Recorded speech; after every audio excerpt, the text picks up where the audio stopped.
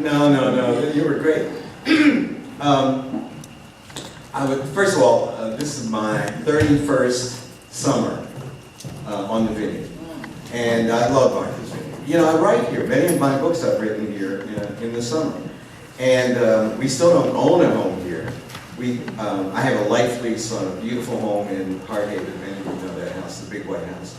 In fact, the two brothers of the woman who owns it, Nina Moore, Howe, are here. Allie and Andrew Moore back there.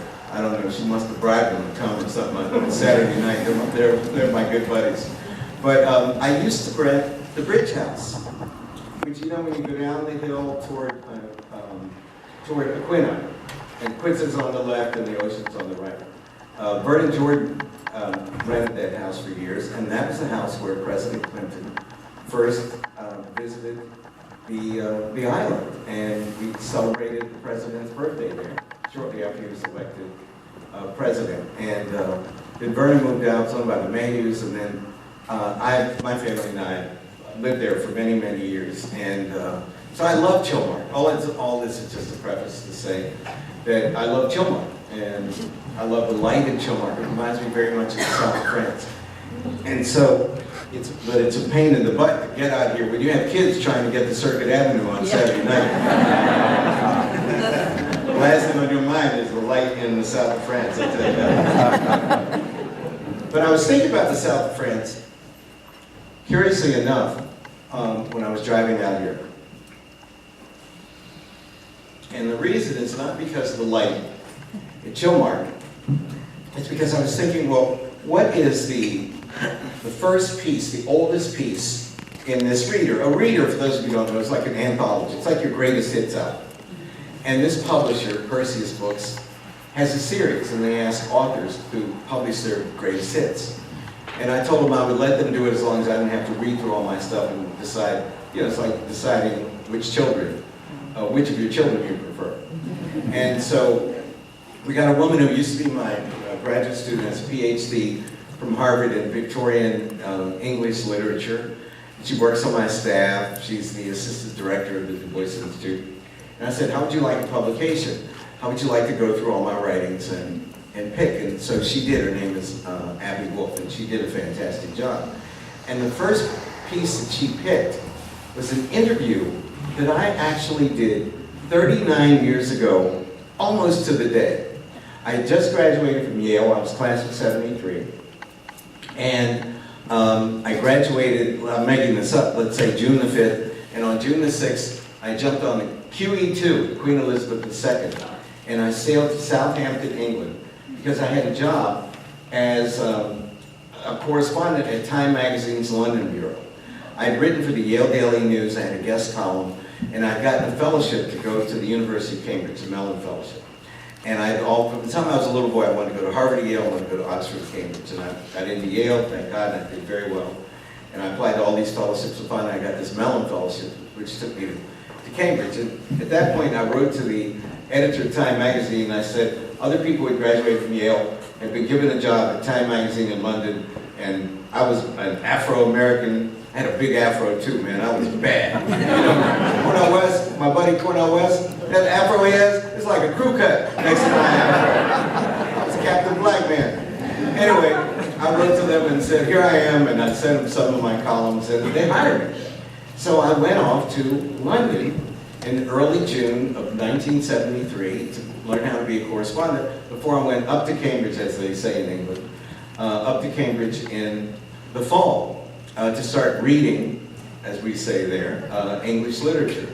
And, you know, being a typical American, what's the first, every Monday at Time you had a story conference, and all the correspondents could propose stories, articles. And so what did I do?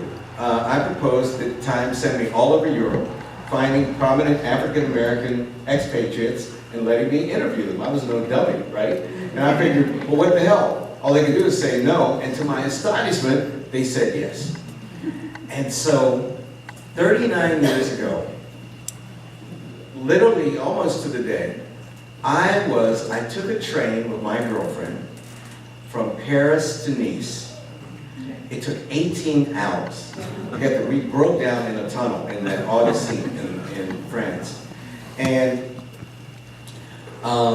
we finally got to Nice, and we rented a Peugeot. And I went to James Baldwin's house. James Baldwin was my hero. He was the first black writer that I ever read. I was at an Episcopal church camp in August 1965 in Romney, West Virginia. And the church camp is called Peterkin. Now, there are not that many black people in West Virginia, right? So how many black Episcopalians could there be? There were 3 black Episcopalians at this church. And August 1965. And August 1965 was just a month before my 15th birthday. What was happening in August 1965? The Watts riots.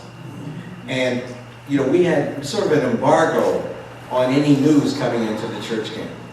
So, but once a week, they brought in the Sunday paper, along with milk and eggs and supplies. And so all the kids were in this circle. And I walked up and they all started looking at me in this funny way. And I peeked over someone's shoulder, and it was a big headline of the newspaper. It said, "Negroes riot in Watts." And so I didn't know what a riot was. Did that mean white people were killing black people, or black people were killing white people? Remember, this is back in the day, man. You know, riots were a new kind of thing. And so I was completely stunned and flummoxed. And a very sensible Episcopal priest from where else? New England. Father Smith from Massachusetts, that night came to my room and gave me a book. And the book, there was a black man on the cover, and it was called Notes of a Native Son by James Baldwin. And it took me about a day to realize that this man on the cover was the author of this book, because I love to read, but I had never read a book written by a black man. So, and I used to keep a commonplace book, like many of you, I'm sure did. And I would write out my favorite passages of my favorite authors in longhand. So you can get inside a writer's head. When I teach autobiography, writing autobiography, I make the kids, the first half of the semester, I make them do imitation experiments.